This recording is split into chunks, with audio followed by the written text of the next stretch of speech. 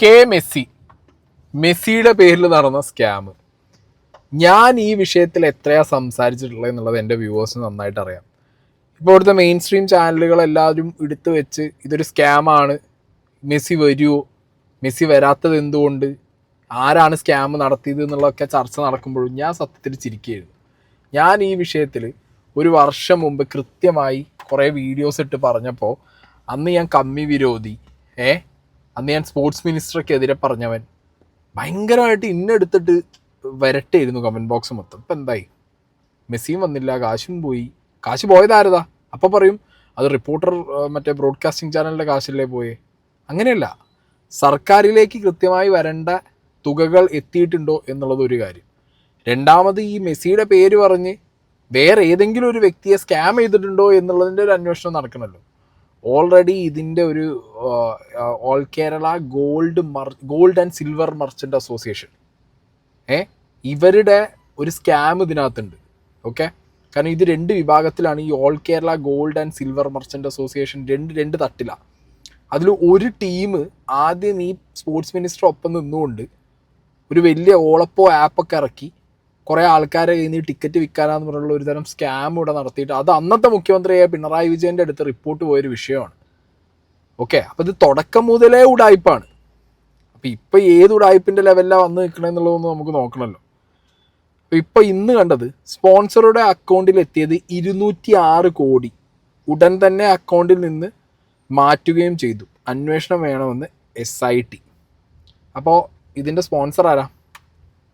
ഇതിൻ്റെ സ്പോൺസർ എല്ലാവർക്കും അറിയുന്നത് പോലെ റിപ്പോർട്ടർ ബ്രോഡ്കാസ്റ്റിംഗ് ചാനലാണ്. ഇതിൻ്റെ ഭാഗമായിട്ട് ആൻഡ്രൂ അഗസ്റ്റിൻ ആദ്യ സമയങ്ങളിൽ പറഞ്ഞത് ഞാനിവിടെ വയ്ക്കാം. ആര് സമാധിച്ചു? വെറുതെ ഇത് പറയരുത്. ഇത് എന്റെ കയ്യിലുള്ള പൈസ ഞാൻ കമ്പനി എവിടെ സമാഹരിച്ചു? ആര് സമാധിച്ചു? നിങ്ങളതിന് പൈസ തന്നോ? ഒരു രൂപ കളക്ട് ചെയ്തിട്ടില്ല. 1 രൂപ എന്റെ കമ്പനി എന്റെ കയ്യിലുള്ള ക്യാപിറ്റൽ എടുത്തിട്ടാണ് കൊടുത്തോണ്ടിരിക്കുന്നത്. ഒരു ടിക്കറ്റ് വിറ്റിട്ടില്ല, ഒരു പേപ്പർ ഇല്ല. ഇവിടെ മെസ്സി വരും എന്ന് പറഞ്ഞാൽ അർജന്റീന ഇപ്പൊ ഞാനിപ്പോ ഇന്നലെ നോക്കുമായിരുന്നു, ഡൽഹിയിൽ മെസ്സി വരുന്ന ആൾക്കാർ 10 ലക്ഷം വെച്ച് ടിക്കറ്റ് ഇട്ടോണ്ടിരിക്കുക. മനസ്സിലായോ? 1 രൂപ കളക്ട് ചെയ്തിട്ടില്ല.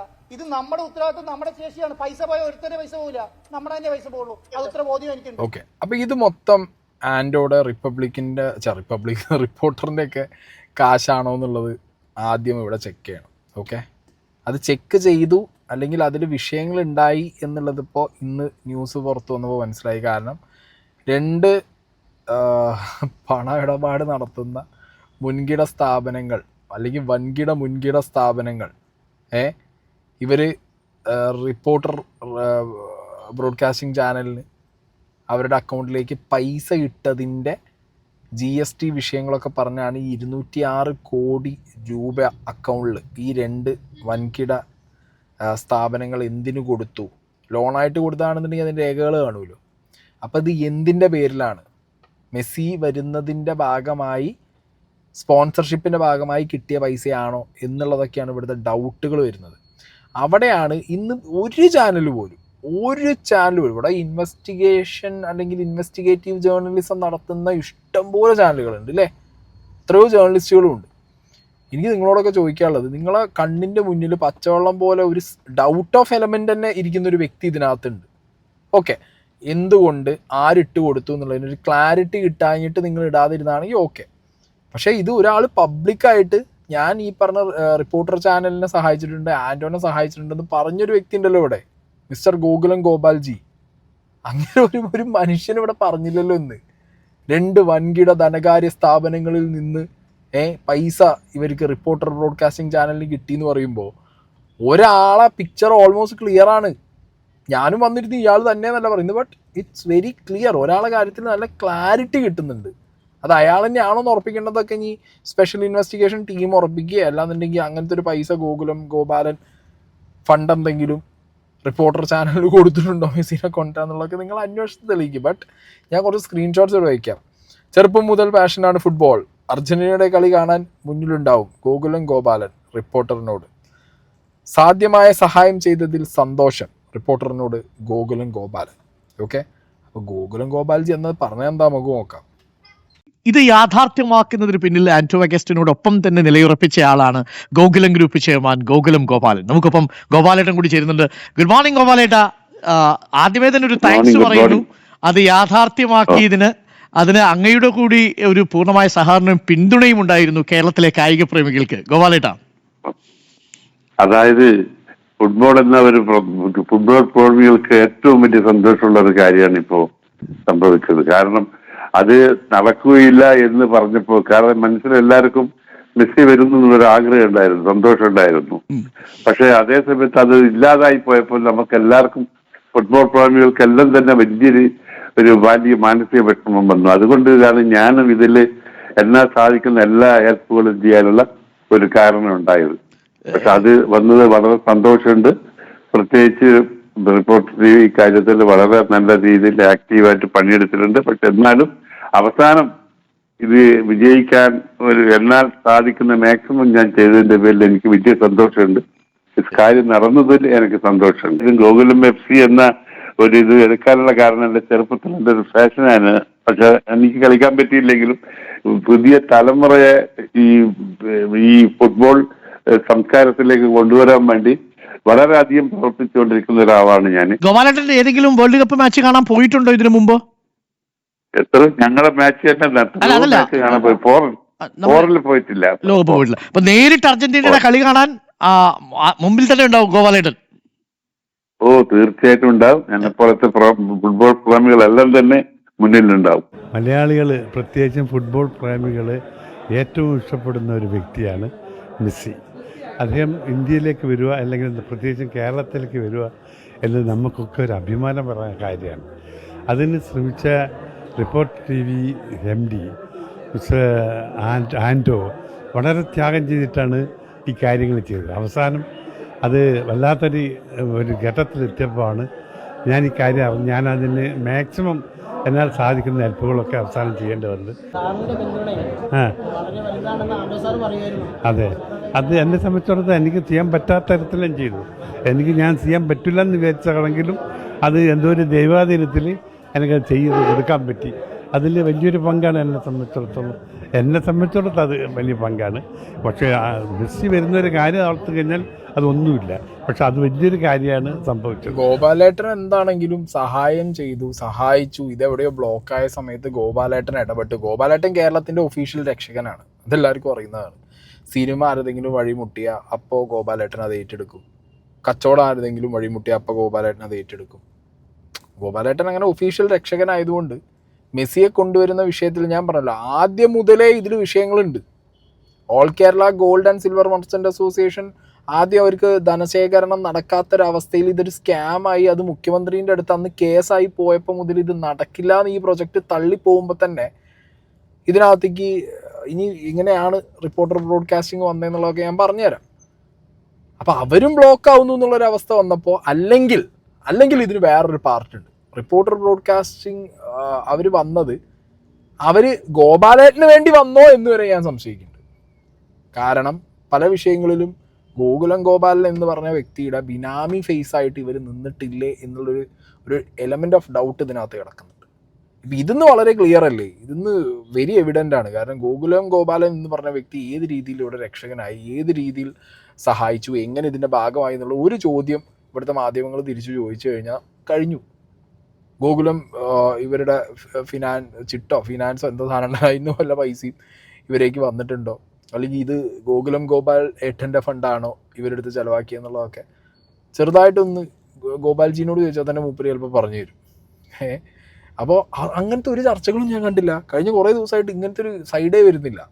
മറുനാടൻ മലയാളിയിൽ സാജൻസ് കറിയെ കുറച്ച് കാലം മുമ്പ് ചെയ്തൊരു വീഡിയോ ഇവിടെ ഉണ്ട്. ഗോകുലം ഗോപാലനും റിപ്പോർട്ടർ മുതലാളിയും ചേർന്ന് കെണിയൊരുക്കി ഞെട്ടിക്കുന്ന ഒരു സംഭവം എന്ന് പറഞ്ഞിട്ട്, അതായത് ഹോളിഡേ ഇൻ ഹോട്ടൽ, കൊച്ചിയിലെ ഹോളിഡേ ഇൻ ഹോട്ടലിൽ അത് ഗോകുലം ഗോപാലൻ എന്ന് പറഞ്ഞ വ്യക്തി, അതായത് അയാൾ എങ്ങനെയാണ് അതിലേക്ക് എൻ്റർ ചെയ്തത്, ഇപ്പം അതെങ്ങനെയാണ് റിപ്പോർട്ടർ ചാനലിൻ്റെ ഓണർഷിപ്പിൽ നിൽക്കുന്നത്, അത് റിപ്പോർട്ടർ ചാനലിൻ്റെ കയ്യിൽ തന്നെയാണോ അതോ ഗോകുലം ഗോപാൽജിയുടെ ബിനാമി എന്നുള്ള നിലയ്ക്ക് റിപ്പോർട്ടർ കൈവശം വെച്ചതാണോ എന്നുള്ളൊരു സംഗതിയൊക്കെ ഒരു സ്റ്റോറി ലൈൻ ഉണ്ട്. ഒരു വലിയൊരു വീഡിയോ ആണത്. ഓക്കെ, ഒരു 10-17 മിനിറ്റ് അടുപ്പിച്ചുള്ളൊരു വീഡിയോ ആണ്. നിങ്ങളത് മറുനാടനിൽ കയറി കണ്ടാൽ മതി.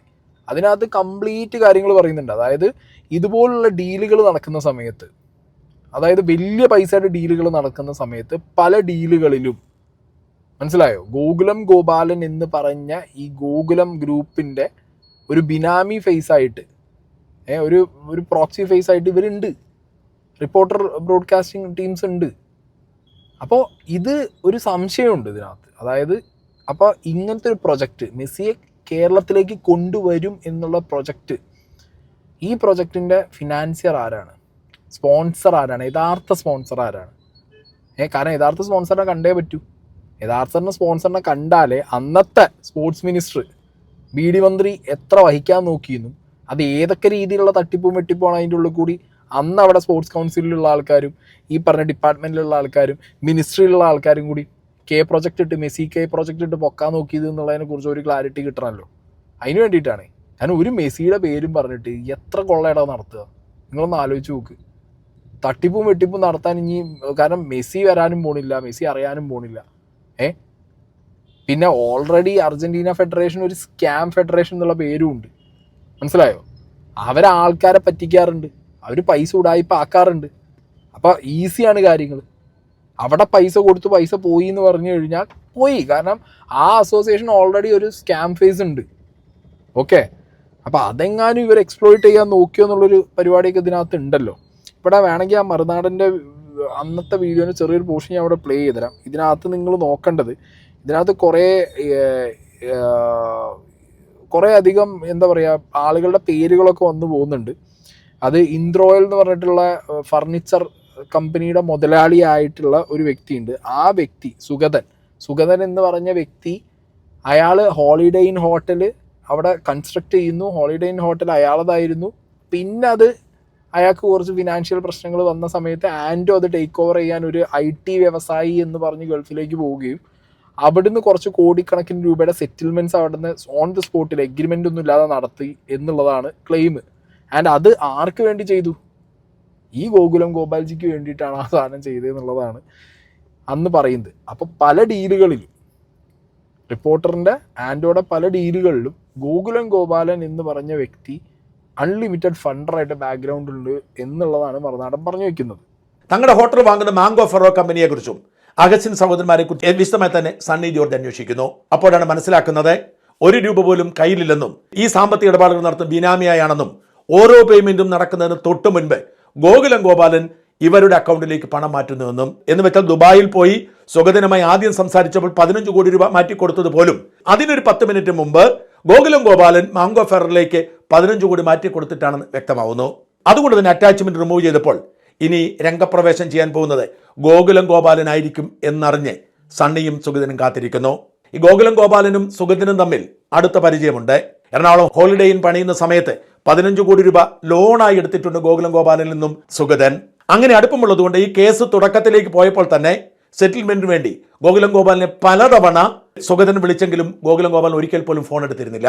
അറ്റാച്ച്മെന്റ് റിമൂവ് ചെയ്തതോടെ ഗോകുലം ഗോപാലൻ രംഗപ്രവേശം ചെയ്യുന്നു. സുഗതനെ നേരിട്ട് വിളിക്കുന്നു. ആ പ്രശ്നം എങ്ങനെയെങ്കിലും പരിഹരിക്കണമെന്ന് പറയുന്നു. ഗോകുലം ഗോപാലിന്റെ കോവളത്തെ ടർട്ടിൽ ഓൺ ബീച്ചിൽ എന്ന് പറയുന്ന 5 സ്റ്റാർ ഹോട്ടൽ വെച്ച് സുഗതനും സണ്ണിയും ഗോപാലനും ചർച്ച നടത്തുന്നു. ഗോകുലം ഗോപാലൻ പണം നൽകിക്കോളാം, ഏറ്റെടുത്തോളാം എന്ന് വാക്ക് കൊടുക്കുന്നു. ബാങ്ക് ഇടപാടുകൾ പൂർത്തിയാക്കിയതിനു ശേഷം ബാങ്കിൽ ഡോക്യുമെന്റ് എടുത്ത് കൊടുക്കണം എന്നതാണ് ഗോകുലം ഗോപാലിന്റെ ആവശ്യം. എന്നാൽ മുഴുവൻ ഇടപാടും തീരാതെ ഡോക്യുമെന്റ് തരില്ല എന്ന് സുഗതനും സണ്ണിയും വാശി പിടിച്ചു. ഗോകുലം ഗോപാലൻ കോപിഷ്ഠനായി പലതവണ ഇറങ്ങിപ്പോവേണ്ടി വന്നു. ഇന്നേ വരെ ഒരു ഇടപാടിനും ഞാൻ മുഴുവൻ പണം കൊടുത്തിട്ടില്ല എന്ന് തുറന്നു പറയേണ്ട ഗതികേടിലേക്ക് ഗോകുലം ഗോപാലൻ മാറുന്നു. അപ്പോഴാണ് മറ്റൊരു ടെസ്റ്റ്. ഒരുപാട് നഷ്ടങ്ങൾ സംഭവിച്ചിട്ടുണ്ട്, അതുകൊണ്ട് ഇനി 235 കോടിക്ക് കച്ചവടം സാധ്യമല്ല എന്ന് സണ്ണിയും സുഗതനും ഗോകുലം ഗോപാലനോട് പറയുന്നു. ഗോകുലം ഗോപാലൻ കല്ലുകൊണ്ട് തുള്ളി. ഇവർക്ക് കൊടുത്തിരിക്കുന്ന പണം തിരിച്ചു കിട്ടണമെങ്കിൽ പോലും ഇനി നിയമ നടപടികൾ വേണ്ടിവരും. അവർ പറയുന്നതിന് ന്യായമുണ്ട്. ഹോളിഡേ ഇൻ വിൽപ്പനയിൽ പണം കിട്ടുമ്പോൾ തിരുവനന്തപുരം എയർപോർട്ടിന് സമീപം ഒരു കെട്ടിടം വാങ്ങാൻ അഡ്വാൻസ് കൊടുത്തിരുന്നു. ആ കച്ചവടം ഉഴപ്പിപ്പോയി. അത് പിന്നീട് യൂസഫിലാണ് വാങ്ങുന്നത്. ഒടുവിൽ നിവൃത്തികെട്ട് പറഞ്ഞതിനേക്കാൾ 15 കോടി രൂപ കൂടുതൽ സമ്മതിക്കേണ്ടി വന്നു. അതായത് 250 കോടി രൂപയ്ക്ക് സമ്മതിക്കേണ്ടി വന്നു ഗോകുലം ഗോപാലിനെ. അങ്ങനെ കൃത്യമായ നീക്കങ്ങൾ നടത്തിയാണ് ഇത് ചെയ്തത്. ഇതിനിടയിൽ മറ്റൊരു ടെസ്റ്റ് കൂടിയുണ്ട്. യെസ് ബാങ്കിന് ഇവർക്കെതിരെ കേസ് കൊടുക്കേണ്ടി വന്നു. യെസ് ബാങ്കിന് അറിയാം ഇവർ പണം തരുമെന്ന്. പക്ഷേ ആ സാഹചര്യത്തിൽ അന്വേഷണം വന്നപ്പോൾ തടി തപ്പാൻ വേണ്ടി യെസ് ബാങ്ക് ഇവർക്കെതിരെ കേസ് കൊടുത്തു. ED കേസുമായി. ഗോകുലം ഗോപാലും ഇടപാട് നടന്നപ്പോൾ യെസ് ബാങ്കിന്റെ പണം മുഴുവൻ തിരിച്ചു കൊടുത്ത് പ്രശ്നം തീർന്നതുകൊണ്ട് ED കേസുമായി മുമ്പോട്ട് പോകാൻ കഴിയാതെ വന്നു. ഇങ്ങനെ ബുദ്ധിപരമായ നീക്കം കൊണ്ട് മാത്രം തടിയൂരിയതാണ് എൻറോയൽ ഗ്രൂപ്പ്. യഥാർത്ഥത്തിൽ ആൻഡോ തൻ്റേതാണ് എന്ന് പറഞ്ഞ് ഇടനിലക്കാരനായി അവിടെ രംഗപ്രവേശം ചെയ്തത് 160 കോടിക്ക് അടിച്ചു മാറ്റാനും ബാക്കി പണം കീശയിലാക്കാനുമായിരുന്നു. ഇങ്ങനെയാണ് അഗസ്റ്റിൻ സഹോദരന്മാർ പണമുണ്ടാക്കുന്നത് എന്ന് വ്യക്തമാക്കാനാണ് ഞാൻ ഈ കഥ വിശദമായി പറഞ്ഞത്. ഈ വീഡിയോ ഫുള്ളായിട്ട് നിങ്ങൾ കാണണം ആക്ച്വലി, കാരണം അപ്പോൾ നിങ്ങൾക്ക് ഒരു പാറ്റേൺ മനസ്സിലാവും. ഓക്കെ, അപ്പോൾ റിപ്പോർട്ടർ ടീമും ആൻഡും അവരുടെ പല ഡീലുകളുടെയും ബാക്ക് ബോണായിട്ട് നിൽക്കുന്നത് ഗോകുലം ഗോപാൽജിയാണ്. ഓക്കെ, അതുകൊണ്ടാണ് എനിക്ക് ഈ ഡൗട്ട്. പിന്നെ ഞാൻ ഇതൊരു ഹിയർസേ ആണ്, ഇത് 100% തെറ്റാവാം, അല്ലെങ്കിൽ ഒരു 10% ശരിയാവാം. ഞാൻ ഇത്ര ഇതിന് കണക്ക് പറയുന്നുള്ളൂ. ഞാൻ കേട്ടൊരു ഹിയർസേ എന്താ വെച്ചെങ്കിൽ ഈ മെസ്സി പ്രോജക്റ്റിൽ complete investment goes from this Gokulam ഗോപാൽജീനെ പറഞ്ഞ് കൺവിൻസ് ചെയ്തത് എന്ന് പറഞ്ഞു കഴിഞ്ഞാൽ ഇവിടെ വന്നു കഴിഞ്ഞാൽ മൊത്തത്തിൽ ഗോകുലത്തിൻ്റെ സ്കീം വരും. അതിന് പുറമെ ഇപ്പോൾ ഈ കഴിഞ്ഞ വേൾഡ് കപ്പിൽ ഈ ഡീൽ അന്ന് നടക്കുകയായിരുന്നെങ്കിൽ അർജൻറ്റീന ഫെഡറേഷൻ എന്ത് ചെയ്യും? അർജൻറ്റീനേൻ്റെ വേൾഡ് കപ്പ് ഒഫീഷ്യൽ ജേഴ്സിയിൽ ഗോകുലം ചിറ്റ് ഫണ്ട്സ് എന്നൊക്കെ പറഞ്ഞിട്ടൊരു മറ്റേ ലോഗോ പ്ലേസ് ചെയ്യും, കയ്യിലോ നെഞ്ചത്തോ എവിടേക്കോ എന്നൊക്കെ പറഞ്ഞുള്ള ഒരു വാഗ്ദാനമൊക്കെ ഗോപാൽജിക്ക് ആരൊക്കെയോ കൊടുത്തതായിട്ടൊക്കെ എൻ്റെ അറിവിലുണ്ട്. എൻ്റെ പൊന്നു ഗോപാലേട്ടാ, നിങ്ങളൊരവസ്ഥ ഞാൻ ആലോചിച്ച് നോക്കുന്നു. നിങ്ങൾ പൊട്ടലാണോ അതോ നിങ്ങൾ പൊട്ടലായിട്ട് അഭിനയിക്കുകയാണോ ബാക്കിയുള്ളവരില്ല, എനിക്ക് അറിയാൻ പാടില്ല. അങ്ങനത്തെ ഒരു സാധനം കേട്ടിട്ടുണ്ട്. ഓക്കെ, അത് ഞാൻ എഗെയിൻ പറയുന്നു, ഇറ്റ്സ് ജസ്റ്റ് എ ഹിയർസേ. ഓക്കെ, അതത്ര കാര്യമായിട്ട് ആരും എടുക്കണ്ട. അങ്ങനെ ഒരു ഐറ്റവും കേട്ടിട്ടുണ്ടായിരുന്നു. അപ്പോൾ അതങ്ങനെ നിൽക്കട്ടെ. അപ്പോൾ ഏറെക്കുറെ ഇന്ന് മീഡിയാസ് പറയാത്തൊരു പേര് എനിക്ക് തോന്നുന്നത് വരും ദിവസങ്ങളിൽ ഈ ഗോകുലം ഗോപാലൻ അല്ലെങ്കിൽ ഗോകുലം ഫണ്ട് അവരുടെ ഈ മെസ്സി പ്രൊജക്റ്റിക്കുള്ള ഫണ്ടിങ് ഉണ്ടോ എന്നുള്ളതൊക്കെ മീഡിയാസ് തന്നെ ഇനി കണ്ടുപിടിച്ച് കൊണ്ടുവരട്ടെ. എന്തായാലും കേരളത്തിൻ്റെ ഖജനാവുന്ന ഒരു 10-13 ലക്ഷം രൂപ പോയിട്ടുണ്ട്. കഴിഞ്ഞ സ്പോർട്സ് മിനിസ്റ്റർ BD എല്ലാം കൂടി സ്പെയിനിൽ കൊണ്ടുപോയിട്ടേ മറ്റേ ജേഴ്സി പൊക്കി പിടിക്കാൻ വേണ്ടിയിട്ട് അർജൻറ്റീനിയൻ ഒഫീഷ്യലിനെ കാണാനാന്ന് പറഞ്ഞിട്ട് അവിടെ പോയിട്ട് കുറേ ചിലവാക്കി പോന്നിട്ടുണ്ട്. അത് വേറെ കഥ. ഇനി ഇതിനകത്ത് അറിയേണ്ട വേറെ കുറച്ച് കാര്യങ്ങൾ എന്താ വെച്ചെങ്കിൽ ഈ പ്രൊജക്റ്റ് മെസ്സിയുടെ പ്രൊജക്റ്റ് എങ്ങനെ എത്തി എന്നുള്ളൊരു ഡൗട്ട് എല്ലാവർക്കും ഉണ്ടാവും. അവിടെയാണ് ഈ ഗോട്ടാഡിൻ്റെ സാധനം വരുന്നത്. ഓക്കെ, ഈ ഗോട്ടാഡിൻ്റെ പ്രപ്പോസലാണ്. അതായത് ഞാനിവിടെ ഒരു സ്ക്രീൻഷോട്ട് വയ്ക്കാം. ഗോട്ടാഡ് അബ്ദുറഹ്മാൻ കഴിഞ്ഞ സ്പോർട്സ് മിനിസ്റ്റർക്ക് 2023 കൊടുത്തൊരു പ്രപ്പോസലാണ്. അതായത് മെസ്സിയെ കേരളത്തിലേക്ക് കൊണ്ടുവന്നിട്ട് ഈ പറഞ്ഞ ഫുട്ബോളിനെയും ടൂറിസത്തിനെയും ബൂസ്റ്റ് ചെയ്യാന്നുള്ള ജസ്റ്റ് എ പ്രപ്പോസൽ. അത് അന്ന് ഗോട്ടാഡ് കൊടുത്ത സമയത്ത് അത് ഗോട്ടാഡ് അബ്ദുറഹ്മാൻ മാത്രമല്ല, മിനിസ്റ്റർക്ക് മാത്രമല്ല കൊടുത്തത്. അന്ന് അവർ കേരളത്തിലുള്ള ഓൾമോസ്റ്റ് എല്ലാ മാധ്യമങ്ങൾക്കും അടക്കം ടാഗ് ചെയ്തിട്ടാണ് അവരെന്ത് ചെയ്ത് കൊടുത്തിട്ടുള്ളത്. ഇങ്ങനൊരു പ്രപ്പോസൽ കേരള ഗവൺമെൻറ്റിൻ്റെ അടുത്ത് വെച്ചിട്ടുണ്ടെന്ന് പറഞ്ഞ് കൊടുത്തത്. ഇത് ലേറ്റർ ഓൺ ഇവർക്ക് എന്ത് ചെയ്തു, ഇവരൊരു കൂട്ടം ചെക്കന്മാർ ആഡൊക്കെ ക്യാൻവാസ് ചെയ്യുന്ന, ആഡ് മാനേജ് ചെയ്യുന്ന ഒരു കമ്പനിയാണ്. ഓക്കെ, ഇത് ലേറ്റർ ഓൺ എന്താ പറയുക ഇവർക്ക് ബാക്ക് ഫയർ ചെയ്തു. ഇതിനൊരു റിപ്ലൈ ഗവൺമെൻറ് ഒഫീഷ്യൽസ് എന്ത് ചെയ്തിട്ടില്ല, ഇവർക്ക് കൊടുത്തിട്ടില്ല. ആക്ച്വലി ഈ മെസ്സിനെ കൊണ്ടുവരുന്ന പ്രൊജക്റ്റ് അല്ലെങ്കിൽ മെസ്സിനെ കൊണ്ടുവരുന്ന കോൺസെപ്റ്റ് ഈ സ്പോർട്സ് മിനിസ്റ്റർക്ക് തലയിൽ കത്തിയത് ഈ മെയിലിൽ നിന്നാണ്, ഗോട്ടാഡിൻ്റെ മെയിലിൽ നിന്നാണ്. ഇവരാണ് ആ പ്രപ്പോസൽ ആദ്യം കൊടുത്തത്. ഇവരെ നൈസായി തട്ടി. ഇവരെ തട്ടിയതിന് ശേഷം ഇവർക്ക് എന്ത് വേണം? സ്പോർട്സ് മിനിസ്റ്റർക്കും ബാക്കിയുള്ള കുറച്ച് ടീമിനും, അന്നത്തെ സ്പോർട്സ് മിനിസ്റ്റർക്കും ബാക്കിയുള്ള ടീമിനും ഈ പ്രൊജക്റ്റ് മുന്നോട്ട് കൊണ്ടുപോകണം. ഇത് മുന്നോട്ട് കൊണ്ടുപോകുമ്പോൾ അവർക്ക് എന്ത് വേണം? കുറച്ച് ഫണ്ടേഴ്സിന് ആവശ്യമുണ്ട്. അപ്പോൾ അന്നത്തെ സ്പോർട്സ് മിനിസ്റ്റർ വിചാരിച്ചിട്ടുണ്ടാവും, അബ്ദുറഹ്മാൻ വിചാരിച്ചിട്ടുണ്ടാവും മെസ്സിനെ കൊടുന്ന ആളാവാം. ഏത് സ്പോർട്സ് മിനിസ്റ്റർ? ഞാൻ സ്പോർട്സ് മിനിസ്റ്റർ ആയിട്ടിരിക്കുമ്പോൾ മെസ്സി വരുമല്ലോ, എന്നാൽ അത് സർക്കാർ ഖജനാവെന്ന് പൈസ എടുത്ത് ചിലവാക്കി ചെയ്യാനും പറ്റില്ല. അപ്പം എന്ത് വേണം? അപ്പോൾ കുറച്ച് ഫണ്ടേഴ്സിന് വേണം. അങ്ങനെയാണ് ഇവരെന്ത് ചെയ്തത്? ആദ്യം ഈ ഗോൾഡ് സിൽവർ മർച്ചൻ്റ് അസോസിയേഷൻ്റെ ആൾക്കാരെ കൊണ്ടുവന്നത്. ഓക്കെ, അവരെ കൊണ്ടുവന്നു. അവരെ കൊണ്ടൊന്നും നടത്താൻ പറ്റില്ല എന്നുള്ളൊരു അവസ്ഥ വന്നു. അവരും സ്കാം അടിച്ച് അവരും കുറേ ആൾക്കാരെ പറ്റിച്ച് അത് മുഖ്യമന്ത്രിക്ക് കേസായപ്പോൾ അടുത്ത ടീമിനെ കണ്ടുപിടിച്ചു. ആ ടീമാണ് ആര്? Reporter broadcasting. ഓക്കെ, ശരിക്കും ഇവിടെ ആരാണ് വെച്ചേ? നിങ്ങളൊന്ന് ചിന്തിച്ച് നോക്കിപ്പോൾ.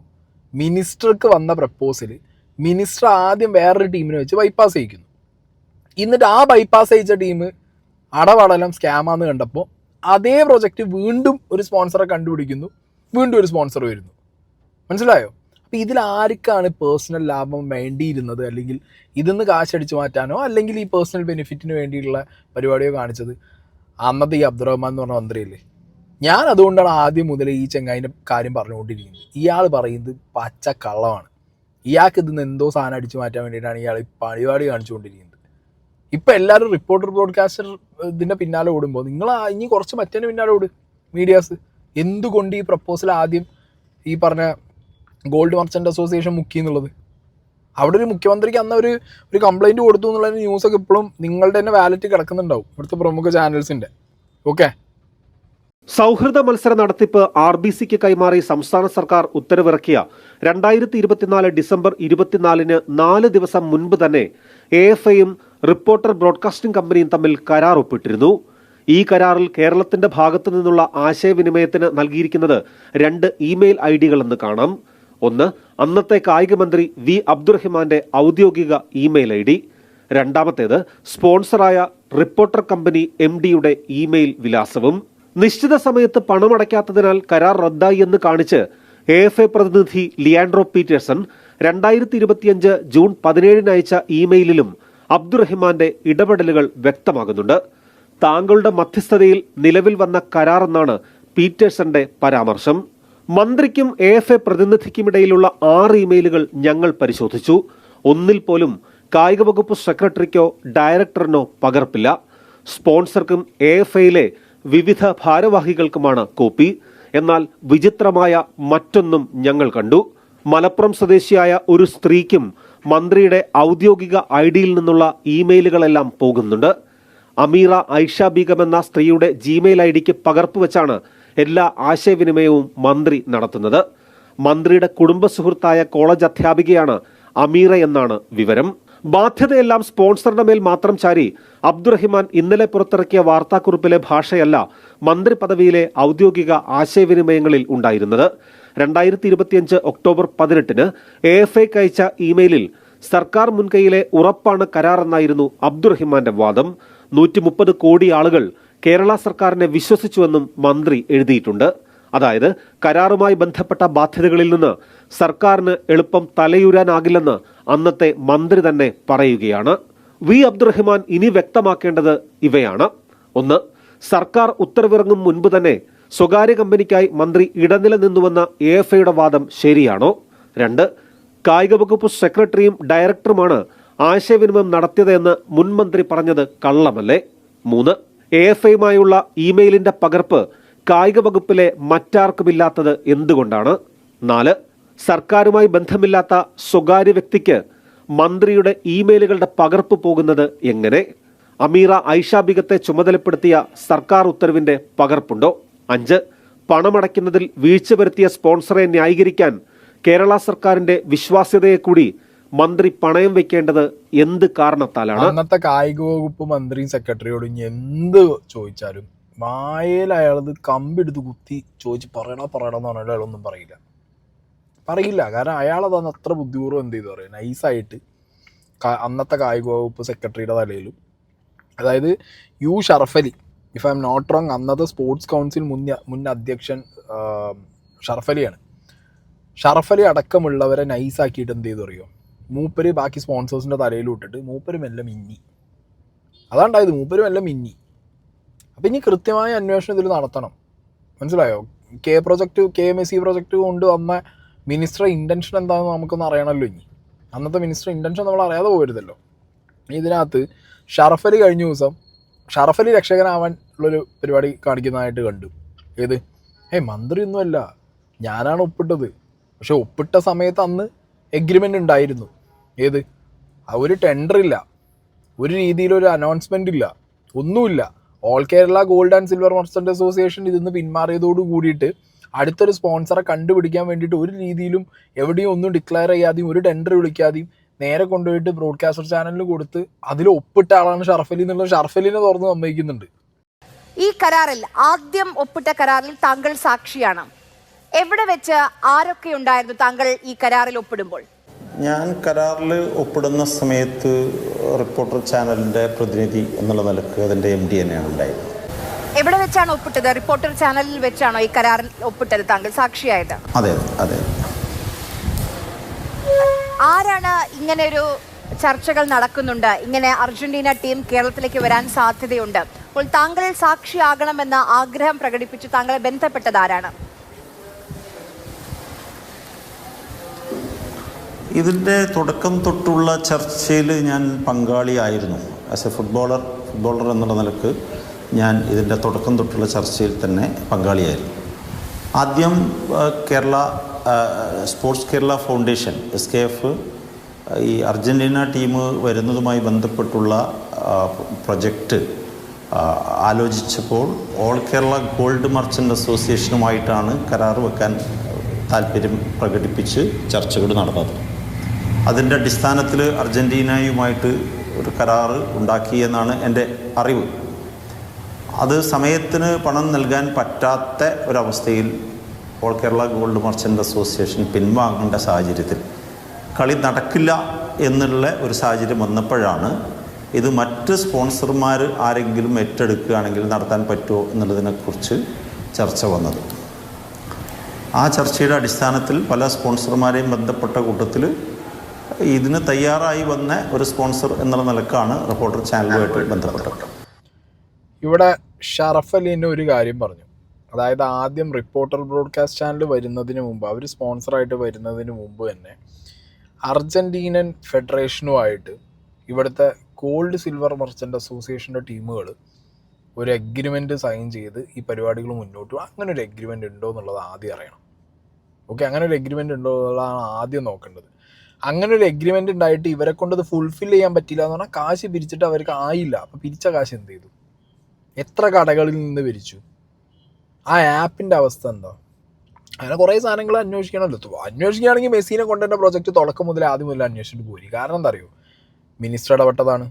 മിനിസ്റ്റർ ഇതിലുണ്ട്, മനസ്സിലായോ? ഇതിനകത്ത് എല്ലാവരും കൂടി മറ്റേ റിപ്പോർട്ടർ ചാനലിൻ്റെ പിന്നാലെ പോവുകയാണല്ലോ. ശരിക്കും യഥാർത്ഥത്തിൽ ഓടേണ്ടത് മിനിസ്റ്റർ പിന്നാലെ അല്ലേ? അന്നത്തെ കേരള സർക്കാരും കേരള സർക്കാരിൻ്റെ സ്പോർട്സ് വിങ്ങും, ഓക്കെ, സ്പോർട്സ് മിനിസ്റ്ററും അവരുടെ ടീമും ഒക്കെ ഇതിൻ്റെ ഭാഗമാണല്ലോ. അപ്പം അതിൻ്റെ കൂടി പിന്നാലെ ഓടണേ, അത് മുതൽ തുടങ്ങണം. ഇപ്പോൾ ഷറഫ് അലി പറയുന്നത് വളരെ വ്യക്തമാണല്ലോ. അപ്പോൾ അർജൻറ്റീനൻ ഫുട്ബോൾ അസോസിയേഷനെ അല്ലെങ്കിൽ ഫുട്ബോൾ ഫെഡറേഷനെ ആദ്യമേ ഈ കേരള ഗോൾഡ് സിൽവർ മർച്ചൻ്റ് അസോസിയേഷനായിട്ട് കണക്ട് ചെയ്യണമെന്നുണ്ടെങ്കിൽ അത് ആര് കണക്ട് ചെയ്തു? അവിടെ റിപ്പോർട്ടറില്ലല്ലോ. അപ്പോൾ അത് കണക്ട് ചെയ്തത് ആര്? അതിന് ചുക്കാൻ പിടിച്ചത് ആര്? അല്ലെങ്കിൽ അത് കണക്ട് ചെയ്തത് ആര്? അതൊരു ചോദ്യമല്ലേ. അത് കണക്ട് ചെയ്യാൻ വേണ്ടിയിട്ട് ഈ അന്നത്തെ സ്പോർട്സ് മിനിസ്റ്റർ എന്ത് ചെയ്തു? അയാളുടെ എഫേർട്ട് എന്താണ്? അല്ലെങ്കിൽ അത് അയാൾ ത്രൂ ആണോ ചെയ്തത്? അയാൾ അറിഞ്ഞും കൊണ്ടാണോ ചെയ്തത്? ഇതിന് ശേഷമാണ് ആര് വരുന്നത്? റിപ്പോർട്ടർ ബ്രോഡ്കാസ്റ്റിംഗ് വരുന്നത്. അത് കേരള ഗോൾഡ് മർച്ചൻ്റ് അസോസിയേഷൻ പോയതിനു ശേഷം. താങ്കൾ അങ്ങോട്ട് ബന്ധപ്പെടുകയായിരുന്നു, അവർ താങ്കളെ ബന്ധപ്പെടുകയായിരുന്നു? സംസാരിച്ചിരുന്നു. ആദ്യം ഞാൻ റിപ്പോർട്ടർ ചാനലിൽ ബന്ധപ്പെട്ടിട്ടുണ്ട്. അതായത് സ്പോൺസറായി അവർ വരുന്നു എന്ന് കേട്ടതിന് ശേഷം താങ്കൾ അങ്ങോട്ട് ബന്ധപ്പെടുകയായിരുന്നു? ഞാൻ പറഞ്ഞല്ലോ, ഓൾ കേരള ഗോൾഡ് മർച്ചൻ്റ് അസോസിയേഷനുമായിട്ടുള്ള കരാറ് അത് പൂർത്തിയാക്കാൻ സാധിക്കില്ല, അർജൻറ്റീന കേരളത്തിലേക്കുള്ള വിസിറ്റ് നടക്കില്ല എന്നുള്ള ഘട്ടം വന്നപ്പോൾ ഇത് വേറെ മറ്റ് സ്പോൺസർമാർ ഏറ്റെടുക്കുകയാണെങ്കിൽ നടക്കുമോ എന്നുള്ളതിനെക്കുറിച്ചുള്ളൊരു പരിശോധന നടത്തി. അതിൻ്റെ അടിസ്ഥാനത്തിലാണ് പലരെയും ബന്ധപ്പെട്ട കൂട്ടത്തിൽ ഒരു കായിക താരം എന്ന നിലയിൽ നടത്തിയ അന്വേഷണമായിരുന്നു അത്, അല്ലെങ്കിൽ സ്പോർട്സ് കൗൺസിലിന്റെ പ്രസിഡന്റ് എന്ന നിലയിൽ നടത്തിയ അന്വേഷണമായിരുന്നു അത്? ഞാനൊരു കായിക താരം എന്നുള്ള നിലക്ക് നടത്തിയിട്ടുള്ള അന്വേഷണം തന്നെ. താങ്കൾ അന്ന് പക്ഷേ സ്പോർട്സ് കൗൺസിലിന്റെ പ്രസിഡന്റുമായിരുന്നു. അതാണ് താങ്കൾ വഹിച്ചിരുന്ന ഔദ്യോഗിക പദവി. ആയിരുന്നു. അപ്പം താങ്കൾ അങ്ങോട്ട് ഈ സ്പോൺസറെ ബന്ധപ്പെടുന്നു. അപ്പോൾ ആദ്യം തന്നെ അവർ താല്പര്യം കാണിക്കുന്നു? ഇല്ല, ആദ്യം അത് ആലോചിച്ചിട്ട് അന്വേഷിച്ചിട്ട് പറയാം എന്ന് പറയുകയും അവർ താല്പര്യമുണ്ട് എന്ന് പറഞ്ഞതിന് ശേഷം ഈ വിവരം ബന്ധപ്പെട്ട ആളുകളെ അറിയിച്ചു. അവർ ബന്ധപ്പെട്ട ആളുകൾ ഈ സ്പോൺസറും അർജന്റീനയും അല്ലാതെ അല്ല, ഞാൻ അറിയാൻ വേണ്ടി ചോദിക്കുകയാണ്. ഇപ്പം ഈ കരാറിൽ ഒരു ഭാഗത്ത് സ്പോൺസർ ഉണ്ട്, മറുഭാഗത്ത് അർജന്റീനൻ ടീമുണ്ട്. അപ്പോൾ ഇത് രണ്ടും അല്ലാതെ ബന്ധപ്പെട്ട ആളുകൾ ആരാണ്? സംസ്ഥാന സർക്കാരാണോ അന്നത്തെ? കായിക വകുപ്പായിട്ട് ബന്ധപ്പെട്ട ആളുകൾ, അന്നത്തെ കായിക വകുപ്പായിട്ട്. താങ്കൾ ഈ കരാറുമായി സ്പോൺസറെ അന്വേഷിക്കുന്നത് അന്നത്തെ കായിക വകുപ്പ് മന്ത്രി വി അബ്ദുറഹ്മാന്റെ അറിവോടുകൂടിയായിരുന്നു? തീർച്ചയായിട്ടും. വി അബ്ദുറഹ്മാൻ പറഞ്ഞിട്ടാണ് താങ്കൾ സ്പോൺസറെ തേടി നടന്നത്? അദ്ദേഹം പറഞ്ഞിട്ട് എന്ന് ഞാൻ പറയുന്നില്ല. ഈ പ്രൊജക്റ്റ് നടക്കില്ല എന്നുള്ള ഘട്ടം വന്നപ്പോൾ ഒരു സ്പോൺസറെ സംഘടിപ്പിച്ച് കിട്ടുകയാണെങ്കിൽ ഇത് നടത്താൻ പറ്റുമോ എന്നുള്ള കാര്യം ഞാൻ ചോദിക്കുകയും അതിനെക്കുറിച്ച് ആലോചിക്കാം എന്ന് പറഞ്ഞപ്പോൾ അദ്ദേഹത്തിൻ്റെ അറിവോടുകൂടി, അദ്ദേഹം പറഞ്ഞിട്ടെന്ന് ഞാൻ പറയില്ല, ഞാൻ തന്നെ ഇനിഷ്യേറ്റീവ് എടുത്തിട്ട് ഞാൻ ചോദിച്ചു, അങ്ങനെ സ്പോൺസറെ കിട്ടിയാൽ നമുക്ക് നടത്താൻ പറ്റും. അതിൻ്റെ ഭാഗമായിട്ട് ഒരുപാട് ആളുകളെ ഞാൻ ബന്ധപ്പെട്ടിട്ടുണ്ട്. ഒരാളെ മാത്രമൊന്നുമല്ല, ഞാൻ ആളുകളുടെ പേരൊന്നും പറയുന്നില്ല, ഒരു 9 or 10 ആളുകളെ ഞാൻ ബന്ധപ്പെട്ടിട്ടുണ്ട്. കേരളത്തിലെ ഫുട്ബോൾ രംഗത്തുള്ള, ബിസിനസ് രംഗത്തുള്ള പല ആളുകളെയും ബന്ധപ്പെട്ടിട്ടുണ്ട്. ഈ തയ്യാറായി വന്ന ഒരാൾ മാത്രമാണ് റിപ്പോർട്ടർ. ശരി, ഷറഫ് അലി മറ്റേ ഏതെങ്കിലും നാട്ടിലെ 7s ടൂർണമെന്റിന് സ്പോൺസർ കിട്ടുമെന്ന് ചോദിച്ചു പോണ പോലെയാണല്ലോ അപ്പോൾ ഇതിന് ചോദിച്ചു നടന്നിട്ടുള്ളത്. ഇതൊക്കെ ഏത് ന്യായീകരണം എന്നാണ് ഞാൻ ചിന്തിച്ചു നോക്കുന്നത്. ഇതിൽ കൃത്യമായിട്ട് ഇതിൻ്റെ ഇനീഷ്യേറ്റീവ് എടുത്തത് അന്നത്തെ സ്പോർട്സ് മിനിസ്റ്ററായ അബ്ദുറഹ്മാനാന്നുള്ളത് ഇത് കേൾക്കുന്ന ഏതൊരു കുട്ടിക്കും മനസ്സിലാവും. അയാളെ ഡെസ്കിൽ വന്ന ഒരു പ്രപ്പോസൽ, അത്രയും കാലം മെസ്സിനെ കൊണ്ടുവരാൻ ആർക്കും അങ്ങനത്തെ ഒരു പ്രപ്പോസൽ ഐഡിയ തോന്നാത്തൊരു സാധനം ഈ ഗോട്ടാഡിൻ്റെ പിള്ളേരെ അയച്ചു കൊടുത്തത് മൂപ്പരെന്ത് ചെയ്ത് മൂപ്പരെ സാധനമാക്കി മൂപ്പരെ സെറ്റപ്പിക്ക് അത് മാറ്റണം എന്നുള്ളത് കൊണ്ട് ഇതേപോലെ കുറച്ച് എന്താ പറയുക സ്പോർട്സ് കൗൺസിലുള്ള അന്നത്തെ ഫുട്ബോൾ പ്രേമികളായ ഈ ഷറഫ് അലീനെ പോലുള്ള ആൾക്കാരെയൊക്കെ പിടിച്ചു കൂട്ടിയിട്ട് അന്നൊരു സാധനം ഉണ്ടാക്കി അത് Kerala gold and silver merchant അസോസിയേഷൻ്റെ തലയിൽ വെച്ച് കൊടുക്കുന്നു. അവിടെ നടക്കില്ല എന്ന് കണ്ടപ്പോൾ അടുത്തത് ഇവരെന്നെ കണ്ടുപിടിച്ച് കൊടുത്തതാണെന്ത് റിപ്പോർട്ടറിൻ്റെ ടീമിനെ. മനസ്സിലായില്ലേ? അപ്പോൾ ഇതിൻ്റെ എല്ലാത്തിനും ഒരു കിങ് പിൻ എന്ന് പറഞ്ഞു വരുന്നത് മുഖ്യമന്ത്രി തന്നെയാണ്. മുഖ്യമന്ത്രി അല്ല, ഈ പറഞ്ഞ സ്പോർട്സ് മന്ത്രിയാണ്. മുഖ്യമന്ത്രിനെ വേണമെങ്കിൽ പറയടേ അന്നത്തെ. കാരണം അയാൾ ഇതൊന്നും അറിയാതിരിക്കുന്നില്ലല്ലോ. കാരണം അയാളുടെ അടുത്തേക്കാണല്ലോ ഈ all Kerala silver and gold merchant association അന്ന് ഇത് സ്കാം നടന്നിട്ടുണ്ട് മെസ്സിൻ്റെ പേരിൽ എന്ന് പറഞ്ഞിട്ടൊരു സാധനം അയച്ചു കൊടുത്തത്.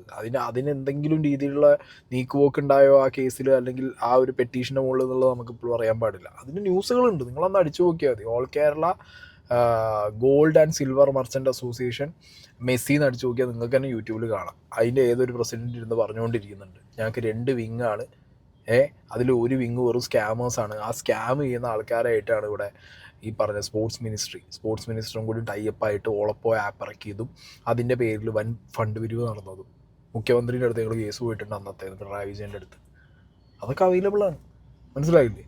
അത് കഴിഞ്ഞതിന് ശേഷമാണ് ഈ പറഞ്ഞ സാധനം വരുന്നത്. ഇത് റിപ്പോർട്ടർ ബ്രോഡ്കാസ്റ്റിംഗ് ചാനൽ. താങ്കൾ സാക്ഷിയായി കരാർ ഒപ്പിട്ടിരിക്കുന്ന തീയതി 20 ഡിസംബർ 2024 സർക്കാർ ഈ ഉത്തരവ് ഇറക്കിയിരിക്കുന്ന തീയതി എന്ന് പറയുന്നത് 24 ഡിസംബർ 2024. അതായത് 4 ദിവസം കഴിഞ്ഞ് താങ്കൾ സാക്ഷിയായി റിപ്പോർട്ടറും അർജന്റീന AFAയുമായുള്ള കരാർ ഒപ്പിട്ട് കഴിഞ്ഞ് 4 ദിവസം കഴിഞ്ഞാണ് ഗവൺമെന്റ് ഒരു ഉത്തരവ് ഇറക്കുന്നത്. അപ്പോൾ താങ്കൾ പറയുന്ന സാക്ഷിയായ കാര്യം അബ്ദുറഹ്മാൻ അറിയാമായിരുന്നു എന്നുള്ളത്, പക്ഷേ ഗവൺമെന്റ് ഒരു ഓർഡർ ഇറക്കിയിട്ടില്ല.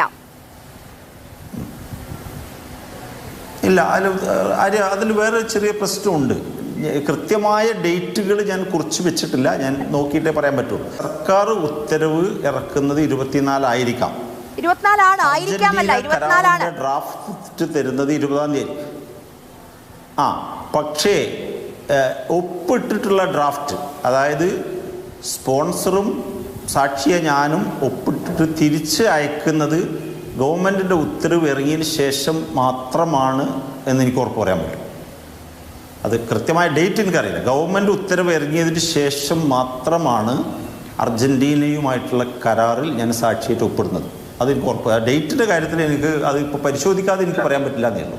അതെ, സ്പോർട്സ് കൗൺസിൽ മുൻ അധ്യക്ഷനായ ഷറഫ് അലിക്ക് താൻ ഇത്രയും ഇമ്പോർട്ടൻ്റ് ആയിട്ട് നിങ്ങൾ ആ സ്ഥാനത്തിരുന്നപ്പോൾ ഏതൊക്കെ പേപ്പർ ഒപ്പിട്ടുണ്ടോ അതിനേക്കാൾ ഏറ്റവും വലിയ ഇമ്പോർട്ടൻ്റ് ആയിട്ടുള്ള പേപ്പറായിരിക്കും ഈ ഒരു സാധനം, ഈ മെസ്സി അർജൻറ്റീന ടീമിനെ കേരളത്തിലേക്ക് കൊണ്ടുവരിക എന്ന് പറയുന്നത്. അതിൻ്റെ ഡേറ്റ് താങ്കൾക്ക് അറിയില്ല, താങ്കൾ എവിടെ എഴുതി വെച്ചിട്ടില്ല എന്നൊക്കെ പറഞ്ഞു കഴിഞ്ഞാൽ ഇത് വെള്ളം തൊടാതെ വിശ്വസിക്കാൻ ശേഷം പാടുണ്ട് മിസ്റ്റർ.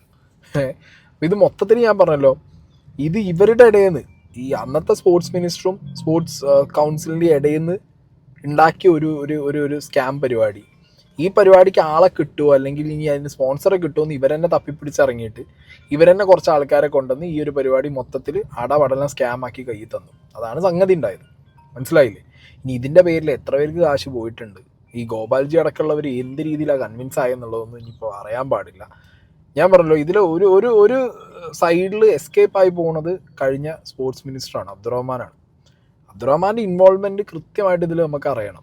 കാരണം അയാളുടെ ഡെസ്കിൽ 2023 ഗോട്ടാഡിൻ്റെ ഭാഗത്തുനിന്ന് വന്നൊരു പ്രൊജക്ട് പ്രപ്പോസൽ, അത് എങ്ങനെയാണ് ഇങ്ങനെ ഏത് ടീമിനെ വെച്ചിട്ടാണ് ഇവരിത് വിപുലീകരിക്കുക? കാരണം ഗോട്ടാഡിന് അവർ ഒരു റിപ്ലൈയും എന്ത് കൊടുത്തില്ല, ഗവൺമെൻറ് കൊടുത്തിട്ടില്ല തിരിച്ച്.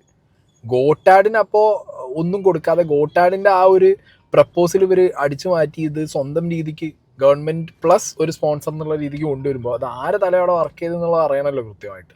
അത് അന്നത്തെ സ്പോർട്സ് മിനിസ്റ്റർ തലയാവാൻ തന്നെ വഴിയുള്ളൂ. ഓക്കെ, ഇനി അറിയേണ്ടത് ഇനി വരും ദിവസങ്ങളിൽ ഈ ഗോപാൽജിക്ക് എത്ര പോയി എന്നുള്ളതൊന്ന് പോയിട്ടുണ്ടെങ്കിൽ, ഞാൻ ഒരു അസംഷനാണ് പറഞ്ഞത്, കാരണം ബാക്കി ഡീലുകളിലും പിന്നെ ഗോപാൽജി ഇതിന് മുമ്പ് മെസ്സിയുടെ കാര്യത്തിൽ പറഞ്ഞതൊക്കെ വെച്ച് നോക്കുമ്പോൾ ഗോപാൽജിയുടെ ഇനി എന്തെങ്കിലും പോയിട്ടുണ്ടെന്നുണ്ടെങ്കിൽ വരും ദിവസത്തിൽ നമുക്ക് മനസ്സിലാക്കാമല്ലോ ഇപ്രാവശ്യം രക്ഷകൻ എത്ര പോയി എന്നുള്ളത്.